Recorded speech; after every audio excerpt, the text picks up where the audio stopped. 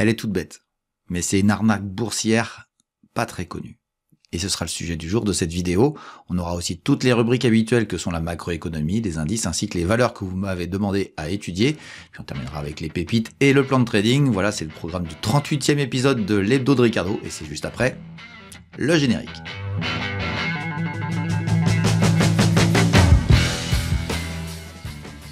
Bienvenue sur Fondamentalement Bourse, la chaîne des investisseurs qui veulent reprendre le contrôle. Et aujourd'hui, on va reprendre le contrôle d'une arnaque qui, je trouve, assez facile à comprendre, mais qui fait que les nouveaux ne peuvent pas comprendre parfois si on n'est pas éduqué sur le sujet que je vais vous expliquer.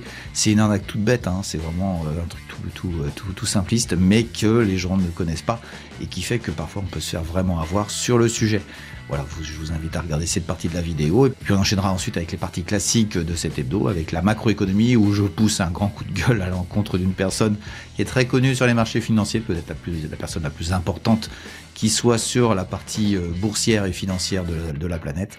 Et puis on enchaînera avec les indices qui sont du coup tous bullish et qui continuent à monter. C'est alors qu'on attaquera la partie la plus intéressante de la vidéo avec les actions que vous m'avez demandé à étudier. Cette semaine, il y a beaucoup de dossiers et en plus, il y a vraiment des sujets très intéressants sur des domaines totalement différents et c'est ça qui est intéressant dans cette partie-ci. On finira avec le plan de trading ainsi que les pépites. On verra qu'il y a du mouvement sur les pépites. Les pépites, il y en a qui rentrent, il y en a qui sortent. Et on finira donc avec ce plan de trading qui nous permettra de faire aussi un point sur ceux qui étaient en cours. Vous verrez que finalement le taux de réussite est pas si mal. Et puis si vous voulez aller plus loin dans l'apprentissage de la bourse, eh bien, je vous invite à aller voir dans la description en dessous de la vidéo. Vous y trouverez tous les liens qui vous permettront d'accéder à la newsletter L'écho de Ricardo, où je vous fais découvrir chaque semaine une action d'exception. Vous pourrez aussi intégrer le portefeuille virtuel Dynamic Invest où vous pourrez suivre en direct tous mes arbitrages ainsi que mes sentiments de marché et puis j'y réserve aussi quelques surprises en exclusivité pour mes abonnés. Vous aurez aussi la possibilité d'accéder à la formation coachée que j'enseigne depuis des années à des élèves motivés pour acquérir une méthode gagnante basée sur le principe des poupées russes associant l'analyse fondamentale et l'analyse technique. Et puis vous trouverez enfin un ensemble de contenus complètement gratuits sur le blog de Ricardo qui vous permettront de découvrir encore plus profondément ce monde formidable que sont les marchés financiers. Voilà, puis je vous mets ici les performances du portefeuille long terme sur le Dynamic Invest qui est assez impressionnant. Et puis j'ai constitué aussi un début de portefeuille sur l'année 2024 dont la performance qui est ici est assez impressionnante puisqu'on est déjà à plus 22%. Et voilà le résultat du travail que l'on fait ensemble tous les jours avec les abonnés. Je stopperai certainement les abonnements d'ici quelques temps parce que faut accueillir tout le monde et il faut bien s'occuper de chacun. Allez, c'est parti pour le titre du jour, cette arnaque boursière inconnue. Allez, c'est parti. Alors qu'est-ce qui m'a donné envie de faire cette vidéo sur cette arnaque? Eh bien c'est que tout simplement c'est un de mes élèves qui m'a suggéré cette idée et je la trouve assez bonne parce que finalement elle n'est pas très connue et que c'est vraiment quelque chose qui peut vous arnaquer pendant que vous êtes en train de vous former, d'apprendre, de découvrir la bourse. Tout simplement, il y a vraiment un point commun entre ces sociétés-là qui est assez souvent revenu et qui fait que je vais vous démontrer, sans prétention particulière, hein, il y a des cas qui baissent et qui n'ont pas appliqué cette petite arnaque, mais en tout cas ce qui est sûr c'est que pour vous troubler, il n'y a rien de mieux que ce qu'ils ont fait. Et on va commencer par regarder des graphes, ça va être tout simple et vous allez voir qu'il y a quand même des points communs entre ces sociétés. Je vais vous laisser le deviner mais vous allez vite comprendre. Alors on va commencer déjà avec la valeur Orpea, qui est une valeur qui s'est effondrée et qui est au fond du trou. Je signale au passage qu'il y a eu un regroupement d'actions de la société. Elle vaut plus 1 centime mais 13 €, mais c'est juste par deux regroupements d'actions. Mais globalement, voilà, hein, vous étiez à 110 000 €, c'est pas du tout vrai, c'était 100 €. Mais comme on a fait le regroupement d'actions, ça vous fait augmenter le prix de fois 1000 et fois 1000 égale aussi fois 1000 aussi à 13 €. Et c'est donc un effondrement total de la société. Mais vous allez voir qu'il y a une arnaque derrière qui s'est mise en place cette semaine sur le titre Orpea et c'est ce dont on va vous parler dans cette vidéo. La deuxième société dont je vais vous parler, c'est la société Clariane. C'est une société qui est dans le même domaine que Orpea et qui elle aussi a appliqué cette petite arnaque qui fait que parfois on peut perturber les investisseurs sur la probité de ce dossier. La troisième que j'avais envie de vous parler, c'est la société TME Pharma, une société qui, comme vous le voyez, est totalement intéressante, qui fait partie de l'indice MDR, l'indice des merdes de Ricardo, sur lequel je fais des vidéos assez régulièrement. On reviendra dessus tout à l'heure. Et puis voici une société qui s'appelle Tonnerre Drone et qui elle aussi fait partie de l'indice MDR. C'est la première société que je vous parle qui n'est pas pharmaceutique. Vous remarquerez que dans le monde médical, c'est régulièrement que je parle de comportements particulièrement douteux. Mais dans notre cas, on est dans une société qui vend et fabrique des drones. Et donc, c'est très simple. Vous avez remarqué une chose, c'est que ces quatre valeurs, elles s'effondrent. Elle s'effondre et je dirais qu'il y a des bonnes raisons, hein, des raisons économiques, des raisons pour diverses choses, hein, que ce soit Orpea, Clariane, etc. C'est tout à fait justifié qu'elle baisse comme ça. Et à un moment donné, nous avons des sociétés qui ont un problème d'image, et ce problème d'image, il pose un gros problème à la société parce que faut s'en défaire. C'est un petit peu comme un bout de chewing-gum qu'on a collé à la chaussure. Il faut s'en débarrasser, et il y a une méthode pour faire croire aux gens que voilà, le problème n'existe plus, alors qu'il existe encore. Et c'est là où on fait intervenir les services marketing. Et le marketing, je peux vous le dire, il est l'ennemi de tous les particuliers qui sont entrés en bourse, parce que tout simplement, le marketing, c'est pas ça qui fait monter un cours de bourse. Mais par contre, il emballe bien le cadeau. Et parfois, le cadeau emballé, il a un beau papier, mais parfois, ce qui est à l'intérieur est carrément une arnaque. Et là, on a affaire à un comportement qui, à mon avis, est vraiment une petite arnaque. C'est vraiment pas méchant, hein. Mais moi, je peux vous certifier que c'est vraiment perturbant pour les particuliers qui, eux, arrivent, ne connaissent pas les dossiers. Et c'est pour ça qu'il y a besoin d'ancienneté sur les marchés financiers. Il y a besoin d'avoir de l'expérience et de s'associer ou de se rapprocher de gens qui ont l'expérience de ça. Parce que ces dossiers-là, je peux vous le dire, dans 2-3 ans, vous aurez oublié qu'ils étaient une catastrophe. Alors qu'ils le seront certainement encore. Alors la psychologie qui est cachée derrière ça, c'est tout simplement de dire je vais repartir sur des bonnes bases, et puis on va faire table rase du passé, parce que tout simplement, quand vous tapez le nom de la société sur Google, sur le moteur de recherche Google, ou même, je dirais, sur maintenant les différents IA qui sont proposés sur le marché, eh bien vous retrouvez l'historique de la société. Et l'historique de la société, quand il a des casseroles aux fesses, c'est un peu embêtant. Donc tapez le mot Clariane, tapez le mot Orpea, tapez le mot TME Pharma, etc. C'est peut-être justement un mot qui est entaché de beaucoup de choses très négatives. Et c'est pour ça que le service marketing, souvent, il propose une chose, et c'est ça l'arnaque, c'est de changer de nom.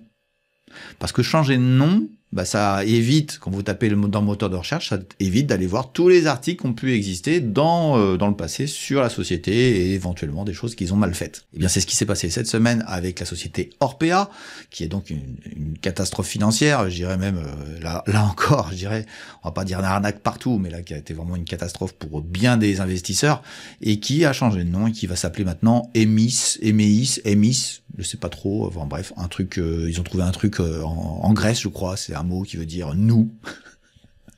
C'est magnifique. Et ils ont dû payer cher en plus à la prestation, hein, je vous laisse voir. Et à vrai dire, l'histoire d'Orpea, c'est que Orpea va disparaître. Et Orpea, ça connote tellement cette catastrophe boursière qu'on l'a fait disparaître en changeant le nom de la valeur, en changeant le nom de l'entreprise, en changeant tout. Et ils vont changer aussi tous les panneaux à l'entrée des EHPAD qu'ils gèrent. Et puis ça s'appellera autrement. Et on pensera que la société a changé. Il n'y a que le nom.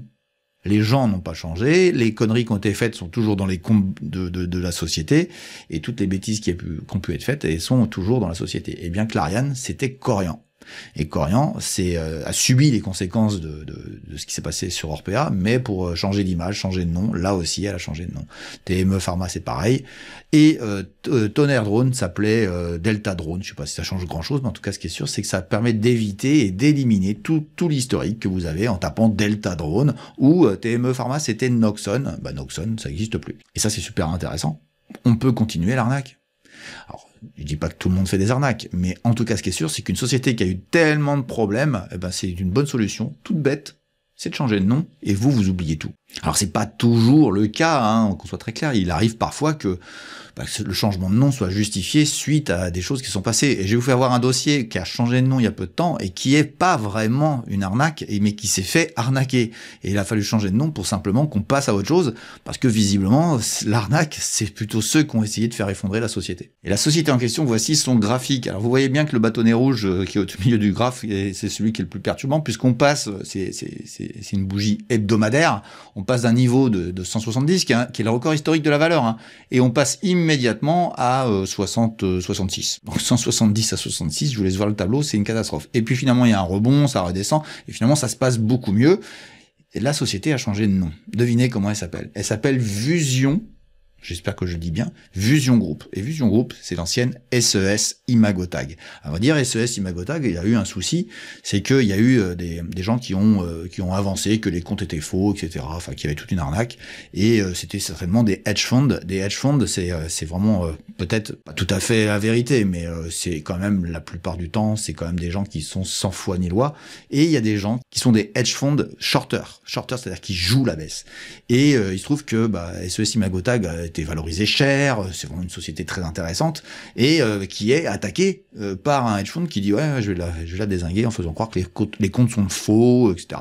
Donc on s'est retrouvé avec une valeur qui a été aussi entachée par des soupçons sachant qu'en plus il y a un investisseur chinois derrière, donc tout était réuni pour dire que voilà, c'était une arnaque. Et apparemment ce serait pas vraiment le cas. Moi, je vous le dis tout de suite, c'est une société sur laquelle je ne veux plus aller parce que j'ai peur, non pas de la société, j'imagine, enfin franchement, ça a été vraiment la société française par excellence qui montait tout le temps, et moi je l'apprécie depuis longtemps, mais il y a cette tâche, et moi, boursièrement, j'y retournerai pas. Donc, pour essayer je dirais, contourner un petit peu la chose, qu'est-ce qu'ils ont fait? Ils ont changé de nom. SES Imagotag a disparu. Alors, ils vendent toujours des étiquettes électroniques, ils sont toujours aussi forts dans ce qu'ils font, mais le problème, c'est que moi, j'ai peur que les hedge funds recommencent. Parce que généralement, quand ils s'attaquent à une valeur, ils s'y attaquent vraiment. Et ils peuvent s'y réattaquer dans 2 ans ou 3 ans. Alors vous allez me dire, c'est déjà arrivé ça? Oui, c'est déjà arrivé. C'est déjà arrivé à une valeur qui s'appelle Solution 30 et qui, elle, a décidé de pas changer de nom. Et Solution 30 s'est fait attaquer par des hedge funds parce qu'elle était très chère en valorisation. Et puis, ils avaient mis un doute sur diverses choses qui s'est avéré assez vrai, à vrai dire. Et ça a été attaqué une première fois, alors c'était il y a quelques années. Et puis, il y a maintenant 1 an, 2 ans, 2-3 ans, SES Imagotag a été réattaqué par les hedge funds. C'est ça qui m'a fait retenir l'idée que quand un hedge fund attaque, il peut réattaquer à n'importe quel moment. Et donc, à partir de ce moment-là, j'ai compris que quand les hedge funds ont mis dans leur shortlist une valeur, il vaut mieux la quitter définitivement. Donc voilà, ça, c'est pas une arnaque, c'est juste la conséquence. Donc, d'un côté, on a Solution 30 qui a pas changé de nom, je vais vous faire voir son graphique tout de suite, et de l'autre côté, on a SES Imagotag qui a dit, bon, je vais essayer de disparaître des radars en changeant de nom. Vous inquiétez pas, elle est toujours dans les radars des hedge funds, ils savent comment ça se passe. Mais on va aller rapidement regarder le graphe de Solution 30, on verra que c'est écrit dans le graphique. Alors, la première attaque sur Solution 30, elle a eu lieu en 2018, visiblement, c'était ici. C'était ici, vous regardez comment ça montait. Ça montait, c'était impressionnant. Et la première attaque a eu lieu, elle n'a pas été totalement justifiée. Et si vous vous rappelez du graphe que vous avez vu avant sur SES Imagotag, il y a effectivement ce rebond, puis il y a de nouveau une attaque. Et puis, il y a un sell-off. Alors, attention, on est au crack du Covid et il y a une remontada qui se fait suite au Covid. Donc là, ça n'est pas du tout dû à l'événement dont je vous parle, mais c'est la remontée après le Covid et ça remonte très, très fort. Et la valorisation, là, de Solution 30 est très, très importante. Et regardez bien. Nouvelle attaque. Et là, le dossier s'en est parmi. Donc, je vous le dis quand même, on était à 20 € ici. On est rendu à 2 et on en bouge peu. Alors, moi, j'aime bien la société, je la surveille, je la regarde parce qu'évidemment, maintenant, elle est pas chère, mais il faut retrouver la confiance des investisseurs qui n'est pas revenue, qu'on soit très clair. Donc, il y avait un peu un fond de vérité, je dirais, en tout cas, ressenti par la cote boursière, qui fait que le dossier s'est fait déglinguer. J'ai envie de vous dire que SES Imagotag, pour l'instant, on est dans cette phase-là. Ici. Est-ce que ça va réarriver, qu'elle remonte? Oui, c'est pas impossible, parce que c'est vraiment une boîte très intéressante. Mais je peux vous le dire, elle sera réattaquée, ça sera peut-être dans 2 ans. On n'en sait rien. Voilà, c'est ce que je voulais vous dire à travers ces exemples, c'est que des sociétés essayent de se cacher de problèmes qu'ils ont eus pour pouvoir repartir de plus belle. Mais rassurez-vous, les professionnels, ils sont tout à fait au courant et ils n'oublient pas les cas que nous avons cités juste ici. Et c'est pour ça que j'ai envie de vous dire, parfois quand vous voyez un nom qui change et que vous voyez que le dossier est en train de baisser fortement, je pense qu'il est surtout important de bien noter que le nom a changé et de surtout le laisser dans une liste noire dans laquelle vous n'allez surtout pas aller acheter parce que tout simplement, il y a un danger. Je dis bien un danger, on ne sait pas quand est-ce qu'il arrivera, mais il y a un danger et dans ces cas-là, on oublie la valeur. Voilà, c'est la petite minute que je voulais faire sur une arnaque qui est peu connue, mais qui est franchement très très simple et qui vous permettra peut-être d'éviter des grandes désillusions dans le futur. Voilà, puis si vous avez apprécié le contenu de ce que je viens de vous dire, n'hésitez surtout pas à commenter, à donner d'autres exemples de valeurs qui auraient changé et qui ont été dans le même cas, et puis aussi à me dire ce que vous en pensez. N'hésitez pas non plus à vous abonner et à mettre la cloche afin d'avoir les notifications des vidéos futures que je proposerai sur cette chaîne. Allez, on va basculer maintenant vers la partie macroéconomique de la vidéo et vous verrez que je suis totalement outré de ce qui s'est passé cette semaine, mais bon voilà, c'est comme ça et vous allez voir que je vais pas y aller par 4 chemins. Allez, c'est parti pour la macroéconomie. Et une fois n'est pas coutume, on a commencé dès lundi avec l'inflation En Europe, elle est stable, elle était prévue à 2,6 et elle donne 2,6 en baisse par rapport à la fois d'avant. Donc on est bien en baisse toujours sur l'inflation par rapport aux chiffres que l'on vient de voir. Et puis on a les décisions de banque centrale qui ont continué cette semaine avec notamment l'Australie qui a maintenu ses taux d'intérêt à 4,35. Et puis évidemment, vous devinez bien que je vais arriver directement vers les deux événements qui me paraissent importants dans l'année. C'est la décision de la Banque centrale du Japon de repasser au-dessus de zéro. C'est un événement exceptionnel, mais c'est totalement incroyable. Je ne savais pas si j'allais vivre ça de mon vivant. Et évidemment, là, je viens de le vivre et là, c'est absolument incroyable. Alors, c'est pouillemesque, mais c'est vraiment symbolique. Voilà, je vous fais voir le graphe des taux d'intérêt japonais. Regardez bien, c'était négatif. Le graphe, il est sur 5 ans. Et ça fait 5 ans qu'il ne se passe strictement rien d'autre que du négatif. Voilà, c'est un truc de fou. Je vais regarder un peu plus loin si c'est intéressant. Oui, regardez bien, c'était en décembre 2015 et c'est donc au début 2016 qu'on était passé en négatif et depuis, ça n'avait jamais rebougé. Voilà pour vraiment une anecdote incroyable, mais voilà, la BOJ, la Banque centrale du Japon, a basculé de nouveau vers le positif. Impressionnant. Et en revenant vers donc notre tableau classique, je bascule vers mercredi, qui est le jour le plus important, puisque c'était la décision de la Banque centrale américaine sur ses taux d'intérêt.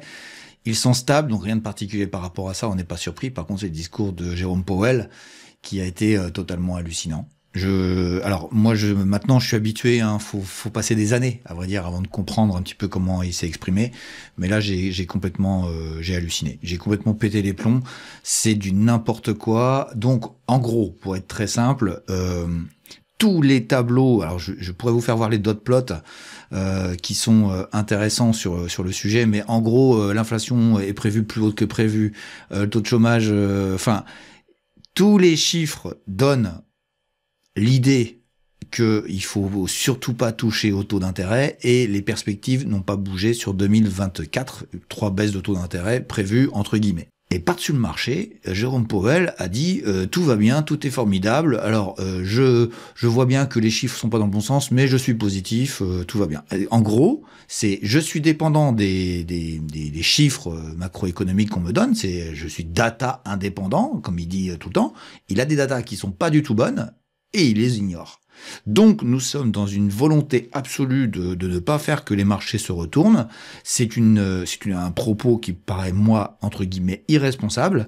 J'ai déjà accusé la Fed d'être des irresponsables, c'était en 2021 quand l'inflation partait et qu'il ne bougeait pas. Là, j'ai envie de dire, il devrait vraiment annoncer qu'il baisse pas les taux d'intérêt. Il le fera pas en plus, hein. Et il a un discours qui est totalement pour faire monter les marchés. Il faut savoir que les algorithmes sont totalement calés sur évidemment ce que dit le moindre mot que dit Jérôme Powell, et il l'a fait exprès. Il l'a fait exprès pour que les marchés montent, alors que les marchés sont déjà très hauts. Pourquoi ? Je pense que nous avons un Jérôme Powell qui est en train de gérer la réélection potentielle de Joe Biden et qui veut pas de Trump parce que Trump a promis qu'il le foutrait dehors. Donc on a un mec qui a décidé de défendre son poste. Donc on est dans la politique, on est dans le corporatisme, on est dans tout ce qu'on veut. C'est scandaleux. C'est inadmissible d'avoir dit ça parce qu'il y avait tous les éléments pour dire je maintiendrai les taux d'intérêt et basta, et blabli, et blabla, et ça allait évidemment faire corriger les marchés. Eh bien non, il l'a pas fait. Et ça, c'est vraiment, je trouve ça inadmissible, puisque la décision et le propos tenu ne sont pas en fonction de l'intérêt économique, je dirais, à long terme de son pays, et je dirais même du monde. C'est en fonction de son intérêt, sa petite personne. Voilà, j'accuse, et je ne me gêne pas pour dire que ce monsieur est juste une personne totalement ubuesque. Je rappelle quand même qu'il est responsable de la non-réaction face à l'inflation en 2021, et je rappelle aussi que ce monsieur a expliqué que, oui, je vends tous mes actifs en fin 2021 parce que, vous comprenez, on les a achetés au début du Covid. Donc, en gros, il fait des délits d'initié, il achète des actions au plus bas quand il sait qu'il va faire de l'injection monétaire sur les marchés financiers, et puis quand il sait qu'il va arrêter, il vend tout et il dit, ouais, il a même pas été mené devant les tribunaux. C'est un scandale, ce mec. Autant je trouve compétent, autant je trouve sans aucune éthique. Voilà, c'est mon avis. Alors, je sais qu'il y en a d'autres qui sont comme ça, mais sincèrement, lui, Franchement, c'est bon, j'en ai marre. Voilà, c'est mon avis. Je vous avais dit que c'était pas piqué des verres. Et ben voilà, vous l'avez. Malgré tout, la planète tourne, la planète continue à fonctionner, les marchés montent et on va continuer malgré ce que je pense de ce personnage. Et c'est jeudi qu'on a eu des chiffres français, hein, une fois n'est pas coutume, des chiffres français sur les PMI et ils sont, je dirais, ils sont pas bons, dans le sens où ils sont inférieurs à ce qui était prévu et sont baissiers. Regardez, on avait 47 et 48, hein, donc il y a le manufacturier et le service, et c'est en baisse. La France va mal, elle va décrocher. C'est mon avis. Maintenant, je pense que ça y est, on va quand même payer un petit peu ce qui se passe en Allemagne et aussi en Grande-Bretagne, qui sont en récession tous les deux. Et regardez bien, on enchaîne directement avec le manufacturier allemand, qui lui aussi est à la baisse, et pas du tout au niveau prévu. Donc ça, c'est quand même gênant. Eh ben, écoutez, les marchés s'en foutent, le marché monte. Quoi qu'il arrive, tout va bien, mais enfin bon, à un moment donné, ça peut être gênant. Alors, juste une précision, ce sont des prévisions, ce ne sont pas les chiffres définitifs, ce sont les prévisions. Mais bon, c'est pas joli du tout. Juste une petite parenthèse, comme quoi on vit peut-être pas sur le même monde, mais les Suisses ont baissé les taux d'intérêt de 0,25 points. C'est un indicateur intéressant, mais bon, voilà, la tendance est donnée sur la Suisse. Il n'y a pas de problème d'inflation en Suisse. Merci, le franc suisse. Et puis on termine aussi avec la décision des Anglais qui a décidé, elle, de maintenir ses taux à 5,25. Il y avait une inflation beaucoup plus forte en Grande-Bretagne. Je pense qu'ils vont avoir un peu plus de temps avant de rebaisser tout ça de leur côté concernant ces taux d'intérêt directeurs. Et puis on a eu une ribambelle de chiffres ensuite sur les États-Unis avec l'inscription hebdomadaire au chômage qui est stable. Il n'y a rien à signaler. Encore une fois, je vous le dis, il n'y a pas du tout de signe d'inversement par rapport à l'inflation. C'est pour ça que je suis accusateur de Jérôme Powell sur ce qu'il a dit. Et puis les indices, je dirais PMI, etc., sont tous verts. C'est même meilleur que prévu. Ça accélère en PMI manufacturier aux États-Unis. Bah oui, les usines se mettent en route et ça a un petit peu fait blardouiller sur les services. Mais enfin, on est à 52 quand en Europe on est entre 45 et 41. On est extrêmement négatif en Europe pendant qu'on est plutôt positif aux États-Unis. Donc tout va bien. Les ventes de logements explosent aux États-Unis. Tout va bien là aussi de ce côté-là. Enfin bon, bref, et rien à signaler. Et puis l'indice, on va terminer avec vendredi, l'indice IFO du climat des affaires allemand qui s'annonce être finalement meilleur, moins mauvais, on va dire. Donc ça remonte un petit peu. Les Allemands voient peut-être le bout du tunnel. C'est un peu ce que je pense d'ailleurs sur l'Allemagne. Je pense qu'on a mangé son pain noir du côté de l'Allemagne. Je trouve que les small allemandes, etc., ont beaucoup de potentiel, mais voilà, il faut que les chiffres économiques soient bons. Voilà, j'en ai terminé avec la partie macroéconomique. Donc, qu'est-ce qu'il faut retenir? Les banques centrales maintiennent leurs taux parce qu'elles ne peuvent pas les baisser, hormis la Suisse. Mais bon, la Suisse, c'est un peu un cas à part. Et on a Jérôme Powell qui dit que c'est la fête et qu'on s'en fout des datas, alors que les datas sont exactement tout ce qu'il a dit à l'envers depuis des mois et des mois, qu'il était d'État indépendant et il l'est plus, tout d'un coup, bizarrement, à 6 mois des élections américaines. Voilà, c'est mon avis, c'est que de la politique et c'est vraiment lamentable. Et moi, je peux pas comprendre ça quand je fais des arbitrages macroéconomiques, je peux pas prendre ça en compte. Mais c'est ça qui s'est passé et donc les marchés sont repartis à la hausse. Alors je m'attendais sincèrement à une correction. Donc du coup, on l'aura pas, on l'aura un peu plus tard, on verra bien. Et c'est ce qu'on va voir dans les indices aujourd'hui et on va passer directement sur la partie indicielle. Allez, c'est parti. Et on commence par le Cancunais, notre Cancunais préféré, qui en mensuel, je dirais, nous indique strictement rien de particulier.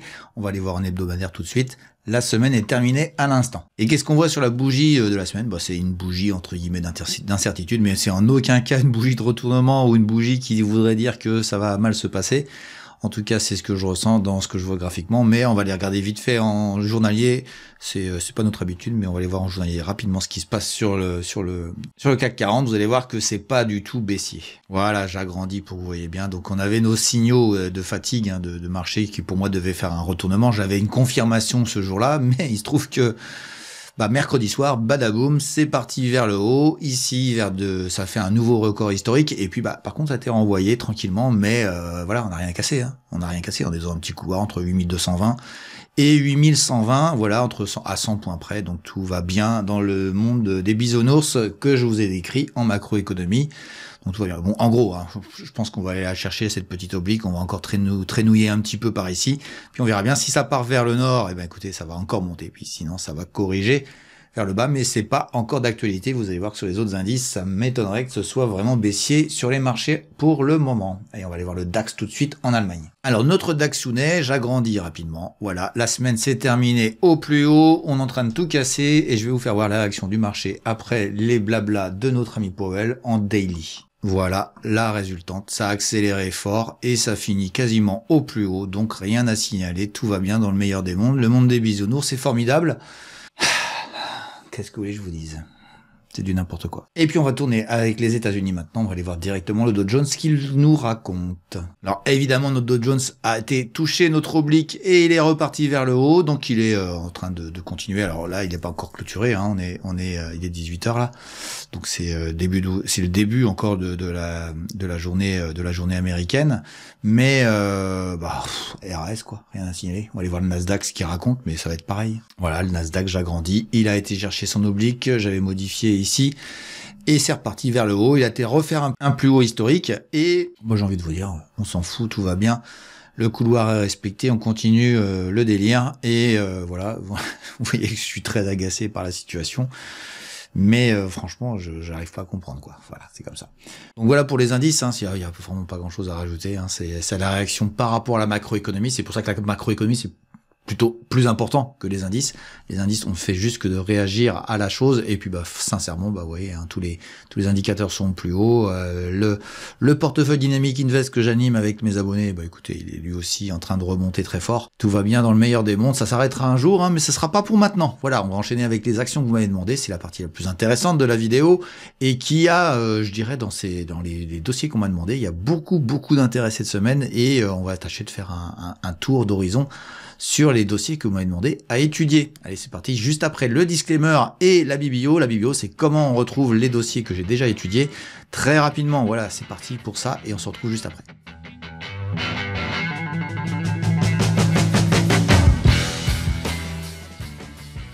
Le petit disclaimer qui permet de voir que je ne suis pas un conseiller et que tous les graphes que je vous présente sur tous les actifs ne sont ni des conseils d'achat ni des conseils de vente, mais juste mon avis.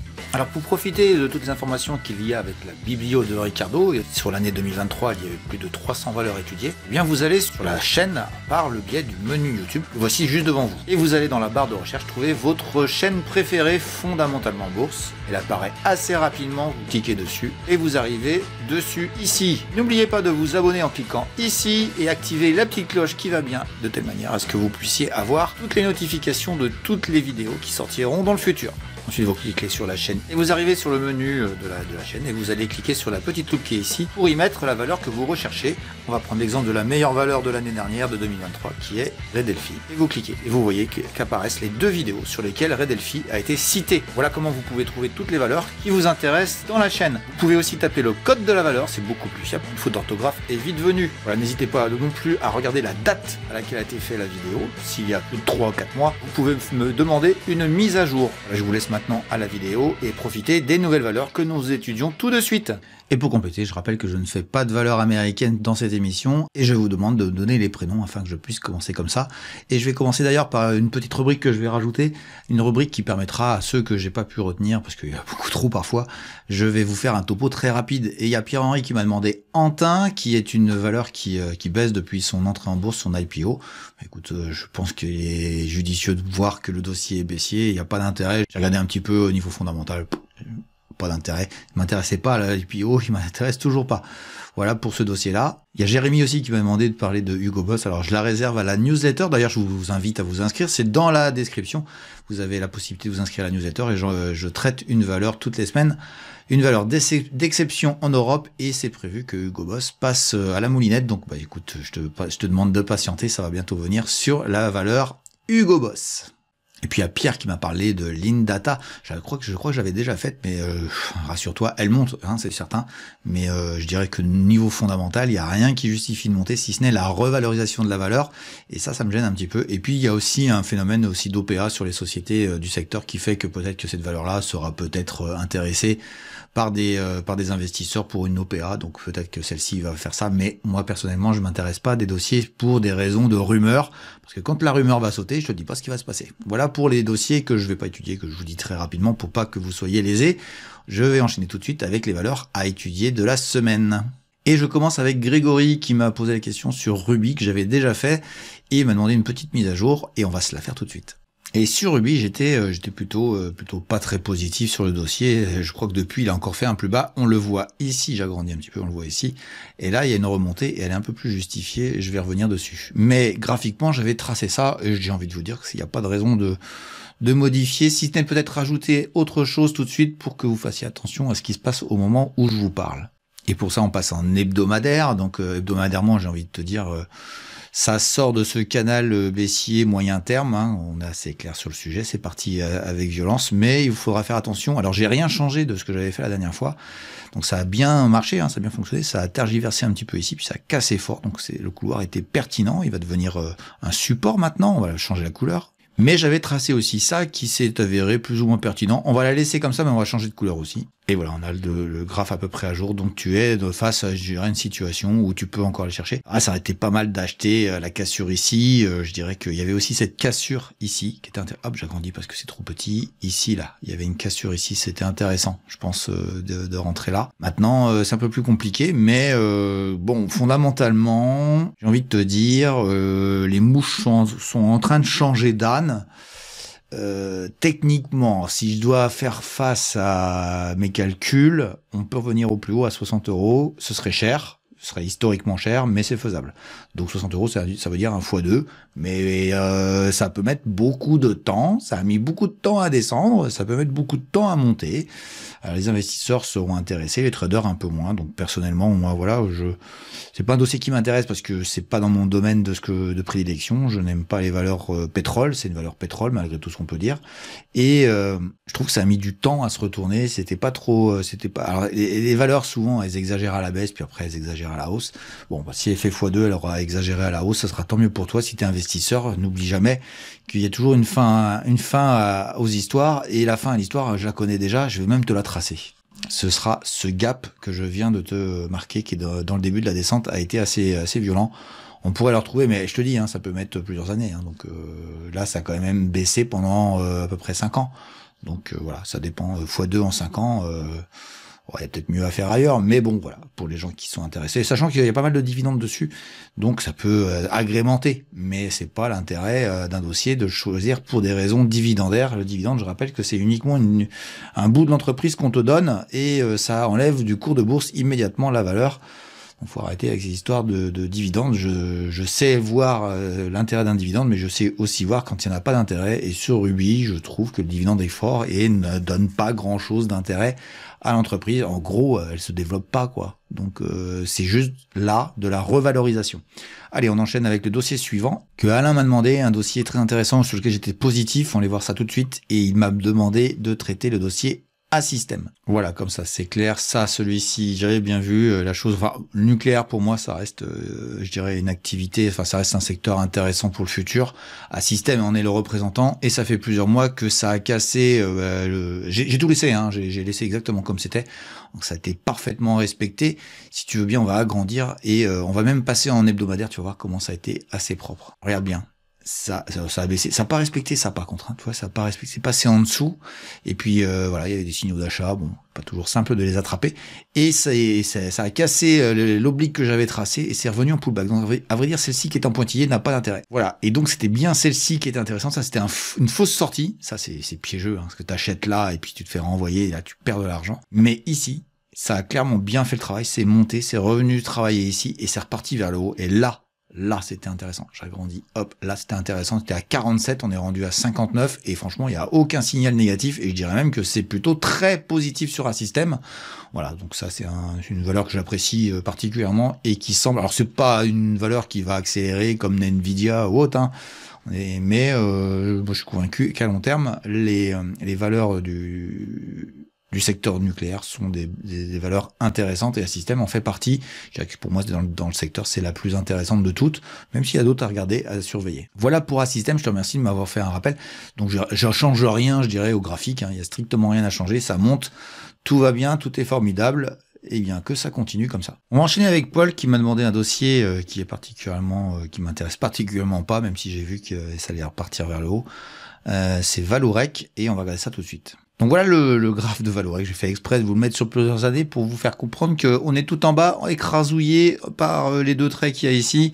On va faire un zoom, on va être un peu plus sympathique avec la valeur parce que, à vrai dire, le plan... Alors pareil, hein, c'est un dossier que j'avais déjà étudié et j'avais tracé cette résistance qui a été parfaitement respectée et qui vient d'être cassée.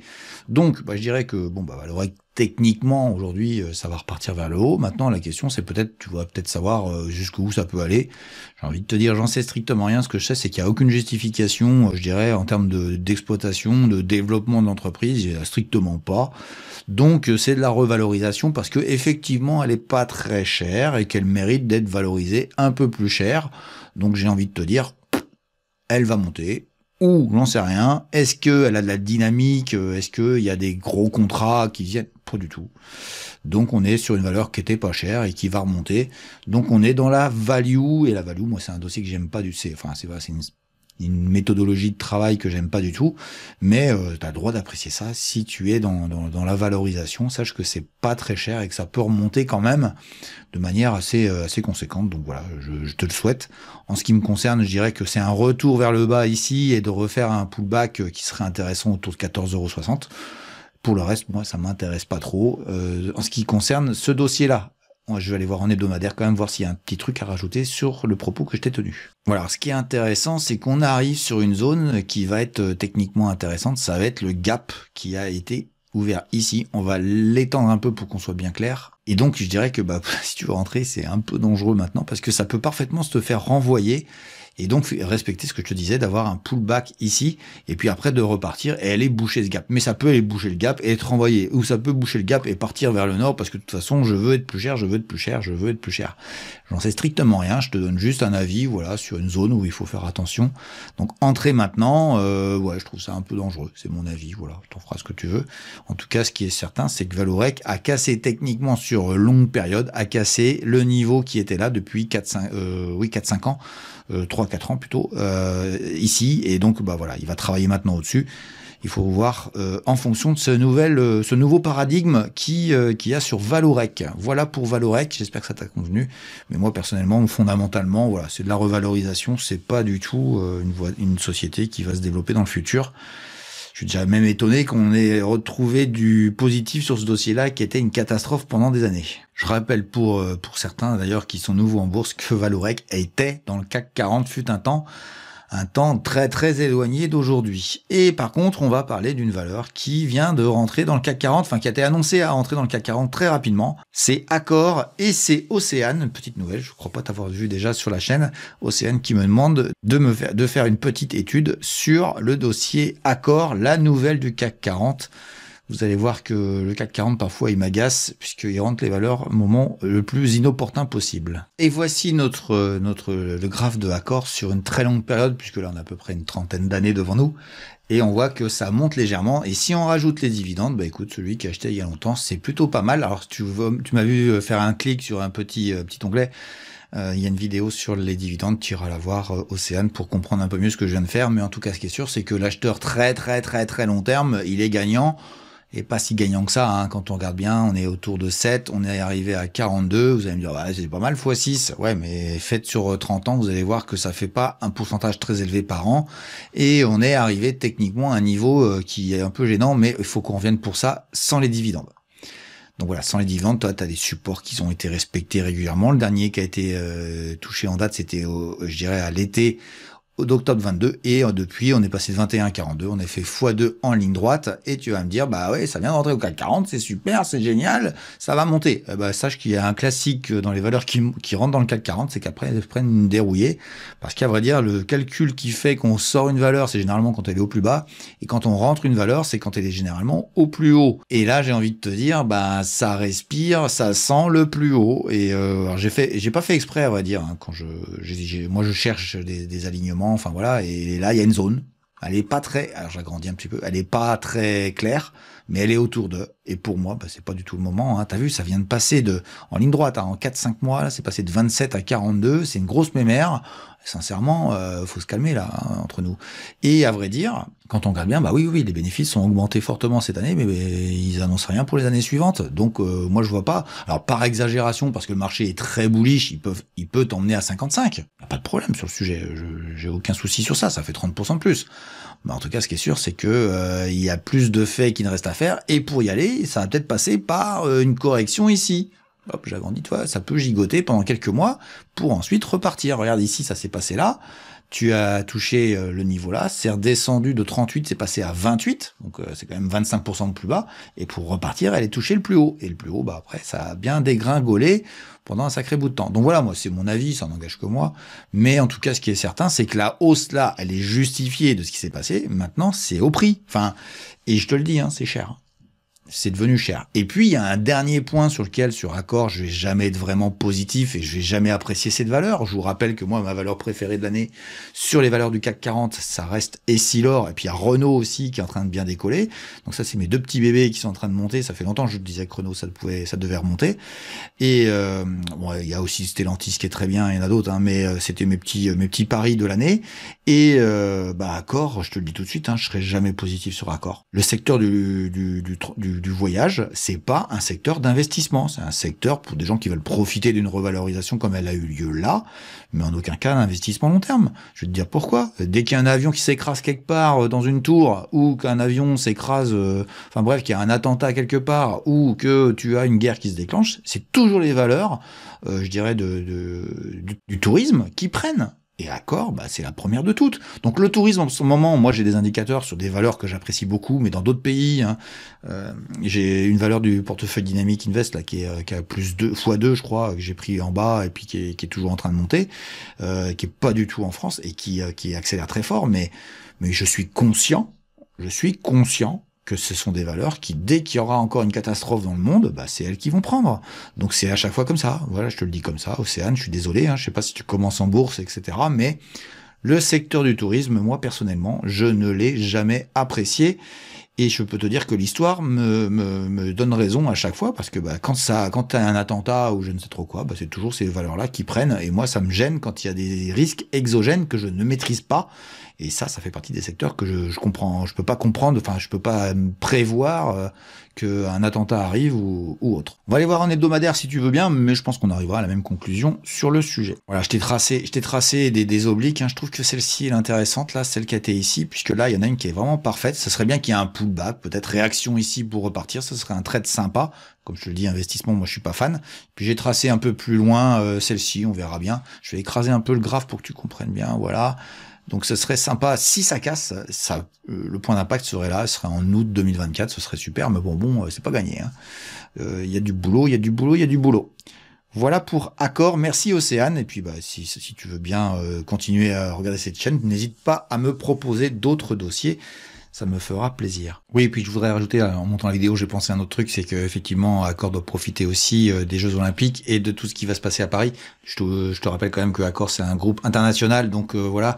Et puis s'il y avait un impact aux Jeux Olympiques, je te rassure tout de suite, c'est que ça veut dire qu'on n'est pas loin de la fin et que quand les Jeux Olympiques seront finis, ça se retournera. Donc c'est encore un élément qui me fait dire que là, je suis pas trop partisan de ce type de valeur.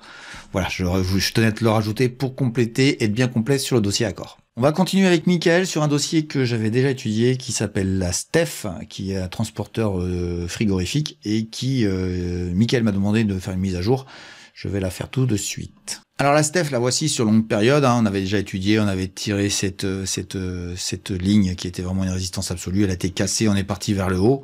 Voilà, tout va bien, tout est formidable, c'est génial. J'ai envie de te dire à un moment donné, Mickaël, faut savoir aussi réfléchir à 2 fois avant d'investir, parce que je vais te faire un truc, là je le vois déjà, je suis quasiment sûr que c'est pas loin d'être parfait, mais là on est très haut. Regarde bien ce que je vais faire. Je vais copier ça. Et je l'emmène ici. Pif. Voilà. Je suis désolé, mais trop tard. Voilà, je te l'ai mis en rouge et en pointillé parce qu'il y a que 2 points de contact. Je pense pas qu'il y en ait un autre avant. Non, il n'y en a pas. Alors, je peux me tromper, hein, mais au moins aller respirer, récupérer peut-être le 115, etc. Je te rappelle quand même que c'est quand même une grosse mémère qui va pas très vite et elle vient de faire 100 à 137, donc 37%, presque 40% en ligne droite. Ouais, il faut que ça se calme, hein, les gars. Je vous le dis, le marché il est trop haut. Il commence à être haut pour beaucoup de dossiers. Et Steph, c'est pas impossible. Alors si j'ai tort, hein, mais si t'es pas dedans, voilà, c'est pas du tout le moment d'y aller. On va aller regarder en hebdomadaire ce qui s'est passé et on est en mise à jour, hein, donc on va passer rapidement dessus. Mais vous allez voir qu'il y a des petits trucs sympas que j'avais mis dessus. Et nous voilà dans l'hebdomadaire. J'avais tracé pas mal de choses. J'avais pas mal bossé le dossier et j'avais mis les points d'intérêt sur le dossier. Bon, j'étais assez peu, je pensais pas que ça allait descendre là, hein, c'est clair, mais je mettais des petits bonhommes verts aux endroits, et une fois il y en avait un là, donc on devait être dans cette zone là, et j'avais cette résistance là, donc j'étais toujours rouge en dessous et vert au-dessus, donc ça casse, tu y vas, et tu y vas en essayant d'être proche, t'as vu, accélération, c'est revenu ici, et là fallait rentrer pour pouvoir partir et aller gagner quelques pourcentages, mais le point d'intérêt était ici, et il était clairement dit dans la vidéo, alors c'était un peu... C'était c'était il y a un certain temps, hein, j'ai dû faire ça plus ou moins cet été, l'été dernier. Bon bah voilà, ça a fonctionné et le point d'entrée était plus ou moins ici et ça a marché. Voilà, 40%, 35% en ligne droite, c'est bon les amis, je pense que il est temps d'y réfléchir. Mais bon, ça peut repartir vers le haut, hein, y a pas de souci sur le sujet. En tout cas, voilà, c'était un bon plan. Je vais enlever les petits bonhommes pour la prochaine fois. Voilà, je l'ai mis à jour. Et puis, on va s'arrêter là-dessus sur les valeurs que vous m'avez demandé à étudier. N'hésitez surtout pas à m'en donner d'autres. Mettez en commentaire celles que vous voulez qu'on étudie pour la prochaine fois. Je tâcherai de faire tous les dossiers que vous me demandez. Et puis, on va passer maintenant sur les valeurs que moi je suis, qui sont inscrits dans l'indice PTDR, l'indice des pépites à trader de Ricardo. Et vous allez voir que il y a de la sortie, il y a de l'entrée. Ça va bouger cette semaine. On va faire un peu de ménage. Allez, c'est parti pour l'indice PTDR tout de suite. Et la première de celles qui sort de l'indice, c'est Française de l'énergie. Française de l'énergie qui nous a fait plaisir, on a fait des beaux plans de trading, mais là c'est c'est fini, hein, c'est mort. C'est dès lundi d'ailleurs, hein, je vous avais dit vendredi dernier que fallait le week-end dernier que et immédiatement c'est parti vers le bas. Donc là je sais pas trop où ça va s'arrêter. On va encaisser nos gains et ils sont quand même pas si mal que ça puisqu'on sort autour de 36 on va dire et globalement ça fait un gain assez important puisque on sort à peu près à plus 72%, ce qui est largement positif, mais on aurait pu faire beaucoup mieux, et évidemment, les grands, les meilleurs, tous ceux qui sont les plus forts et qui racontent que ils auraient fait 229% beaucoup plus vite. Bon, personnellement, moi, je l'ai tradé beaucoup, hein, c'est les pépites à trader de Ricardo, sur les investissements, c'est beaucoup plus compliqué, et ici, on est quand même encore très, très honorable. Voilà pour FDE et je pense que ça ira beaucoup plus bas vu les news que j'ai vues. J'étais pas encore hyper convaincu, mais on va dire là j'ai commencé à me poser des questions. Je suis personnellement sorti, j'étais sorti en grande partie ici, je suis sorti totalement ici et j'ai eu raison. Et puis franchement, je vois pas trop pourquoi ça rebondirait sur Française de l'énergie pour ce moment. Ça reste une valeur que je vais surveiller, que j'aime beaucoup, mais elle sort de l'indice. Une autre valeur énergie, hein, puisque c'est l'énergie mon problème sur l'indice des pépites. C'est une valeur italienne qu'on va sortir tout de suite aussi parce que ça me chatouille aussi sur le sujet. Et la valeur en question c'est Alerion Clean Power. Donc là par contre on fait une perte, hein, je crois qu'on était autour de 27, on sort ici donc ça n'a pas vraiment baissé cette semaine mais je préfère la sortir autour de 19. Donc voilà, on a fait une perte non négligeable mais voilà, ça arrive. En tout cas, c'est pour ça qu'il faut rassocier, je dirais, au fondamental le trading puisque tout simplement la baisse qui a eu lieu. Alors moi j'avais acheté ici personnellement autour de 24, donc voilà, j'ai profité de la hausse mais j'ai pas dû gagner grand chose parce que je me suis fait ressortir derrière sur une partie de ma position. En tout cas ce qui est certain c'est que là ça peut aller beaucoup plus bas et je vois que le niveau à 14 qui soit intéressant. On est à 19 donc il y a encore beaucoup à perdre, donc vaut mieux arrêter, couper le doigt avant de couper le bras. Et puis OX2 qui était la troisième que j'avais un doute, écoutez, pour l'instant elle a l'air de tenir, je vais me tenir à ce que j'avais dit et elle a remonté un petit peu. Enfin voilà, c'est pas extraordinaire, le parti énergétique c'est pas terrible, mais celle-ci on la retrouvera peut-être un jour, comme on va retrouver une valeur que j'avais mis dans l'indice puis finalement elle m'avait fait un petit truc et puis non là ça y est, elle m'a donné des news, elle m'a donné graphiquement des choses super intéressantes. Je l'avais pas quitté des yeux, elle s'appelle LS Semiconductor et on va la rentrer dans l'indice immédiatement, je vous fais voir son graphique tout de suite. Donc voilà la belle italienne que je vous propose, je l'avais rentrée je crois par ici, quand elle est passée en dessous je l'avais sortie et finalement, sincèrement je la regardais là, hein, qu'on soit très clair, je m'attendais à des choses très sympas et ça y est, c'est parti avec des volumes historiques sur le dossier, avec une news très sympa sur l'idée qu'ils vont travailler avec des Indiens. L'Inde, ça fait acheter sur les cours de bourse, mais bon, je trouve que la valeur est intéressante, on est dans les semi-conducteurs. C'est un peu original d'aller sur l'Italie sur le secteur, mais en tout cas, ce qui est sûr, c'est que LS, bon voilà, on va voir ce que ça donne. Elle rentre à 1,83 €, on verra bien ce qu'elle donne. Elle rentre à partir de maintenant. Et puis, si vous voulez bien, on va enchaîner avec le plan de trading. Je vais vous proposer un plan de trading sur une valeur qui a fortement baissé dans l'indice. Décidément, j'ai pas de chance cette année avec les secteurs. C'est sur le secteur des batteries. Une société incroyable et qui, pour moi, mérite toujours d'être surveillée. C'est pour ça qu'elle est restée dans l'indice malgré sa baisse. Et elle nous fait graphiquement un truc très sympa. C'est pourquoi je vais vous proposer tout de suite un plan de trading sur Kempower. Mais avant ça, certains m'ont demandé de faire un point sur les plans que j'avais fait les semaines précédentes. Donc là, je vous présente celui de MIPS d'il y a 2 semaines. Et vous allez voir que c'est pas trop mal du tout puisqu'il est parti pleine balle. On va faire le point sur la performance tout de suite. Et on a atteint le premier objectif, plus 18%. Mais vu la tête que ça, bon, on peut espérer quand même d'aller chercher l'autre objectif qui est à plus 25%. En 2-3 semaines, c'est quand même excellent. Voilà pour un nouveau plan de trading qui est réussi. Puis on va regarder DOF, celui qu'on a lancé la semaine dernière. Et donc voici celui sur DOF. Et on était acheteur à 72,50 le lundi. Moi, je prends le lundi d'après, évidemment, de la vidéo. Et on est légèrement au-dessus. En gros, on n'a rien foutu. C'est pas très grave. En tout cas, c'est pas du tout invalidé. Et personnellement, j'avais pour idée de reprendre une position ici, sur un petit retour, un tout petit stress de marché ici, et il se trouve que c'était plutôt par là qu'il fallait rentrer, on serait largement, voilà, le plan, il est toujours en place, espérons que ça parte vers le nord, mais pour l'instant, il n'est pas du tout invalidé. Voilà pour DOF. Et on va enchaîner immédiatement avec le plan de la semaine avec Kempower. Allez, on bascule sur Kempower tout de suite. Et voici le graphique de Kempower. Alors, je vais agrandir un petit peu. Voilà, on est rentré dans les pépites. Il est rentré ici. Il a fortement accéléré. Et puis après, il y a eu la grande dégringolade suite au changement de technologie qui fait qu'il y a un trou dans le carnet de commande. Mais pour moi, c'est toujours un dossier super intéressant à suivre.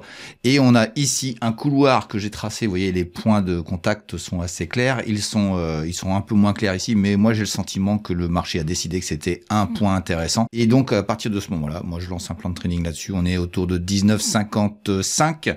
Et premier objectif, je vais agrandir et je vais vous donner le premier objectif tout de suite. Voilà, ça va être à peu près sur ce niveau-ci.